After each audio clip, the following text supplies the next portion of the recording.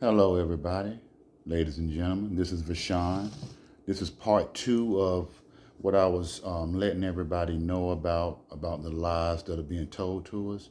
And I'm making a part two because the sound went off right on the best part when I got to Revelations. Okay, so we're going to start at Revelations 13, verse 11. Then I saw another beast coming up out of the earth. So when scripture talks about a beast, it's talking about a beast system of government that make laws that go against scripture.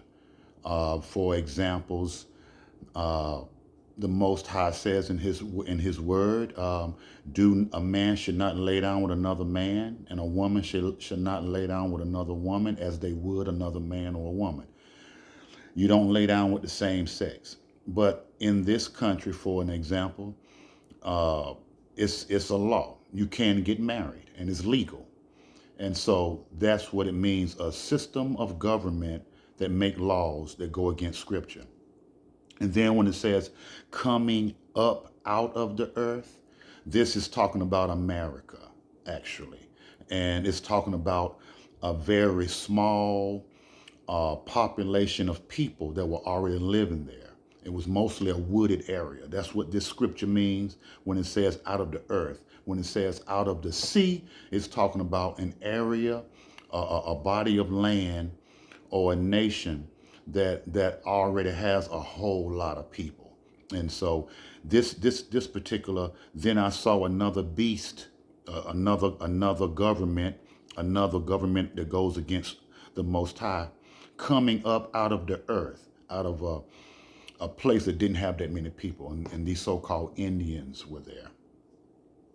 And he had two horns like a lamb. So that means um, um, it's talking about its form of religion or form of worship. I don't want to use that word religion, but it's a form of worship. And this is part two, ladies and gentlemen. It's a form of worship, and the lamb represents, of course, we already know, Yahshua, who the world calls Jesus. The world calls Jesus. And so it says, two horns like a lamb and spoke like a dragon. Again, that's the beast system. And the beast system, when it make laws that go against scripture, it speaks like a dragon. So the laws speak for a nation. The laws speak for that demonic beast system of government. 12, and he exercises all the authority of the first beast in the presence. And caught, that's Rome at this time. It's talking about Rome at this time, where the beast is coming out of the Vatican through Catholicism. And he exercises all the authority of the first beast in his presence, and causes the earth and those who dwell in it to worship the first beast, whose deadly wound was healed. In 1798, the womb was the beast, the Catholic Church, which represents Satan, which represents the dragon, is part of the beast system. According to history, the when Napoleon, just get my facts right, when Napoleon sent his General Bethea, into into Rome with orders to capture the Pope at that particular time. I forgot who the Pope's name. And so this was in 1798, and then in 1799 the Pope died a year later. But before he died, he wound up writing a letter and sneaking that letter out through a spy. And the letter made it back to Rome, to where he had named his successor that way, and that way the successor could be hidden, and then the deadly wound could be healed. That's what this scripture means. When the Catholic Church, they vowed to never be overtaken, overthrown ever again.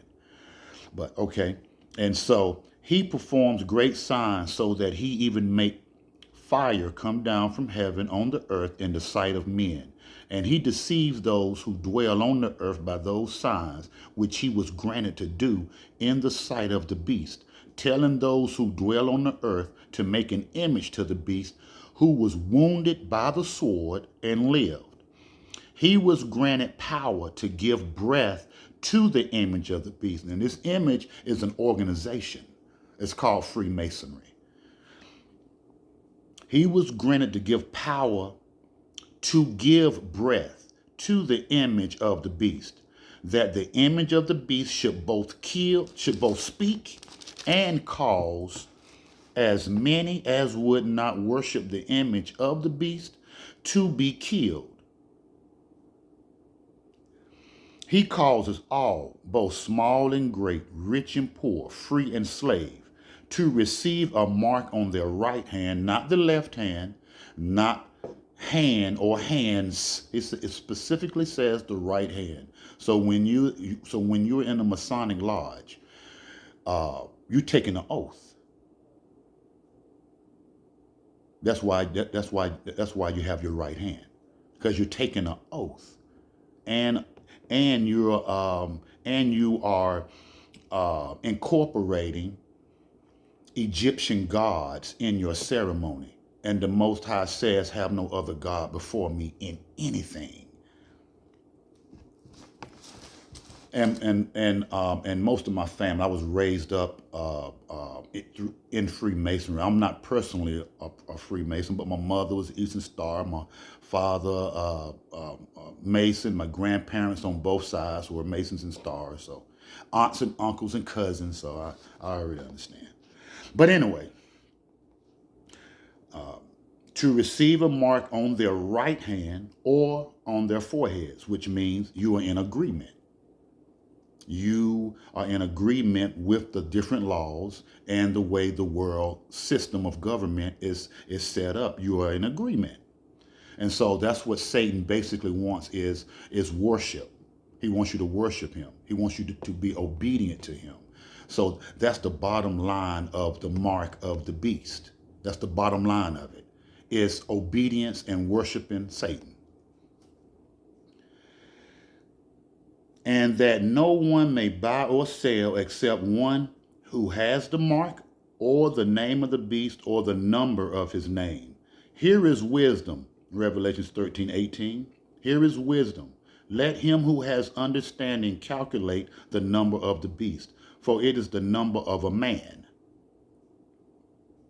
His number is 666. So real quick, the Most High created man on the sixth day. So the number 6 represents man. There's your first 6. When you are in Masonry, they have 2 forms of Masonry here. Well, I'm not including Eastern Stars, but you have Prince Hall Masonry that was by us, the Sons of Israel here in America, and then you have mainstream Masonry.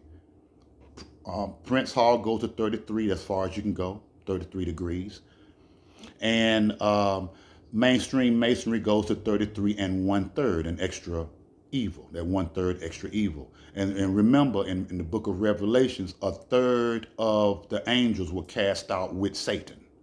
So that's what the 33 and that's what the third also means. And so 3 plus 3 is 6. So there's your second 6. But when you in mainstream Masonry, you have that extra 1/3. So you change that fraction into a whole number. And that's 3 plus 3. There's your third 6. So I'm just here to show you what's really going on in the world, and we have to understand that. Okay, peace out.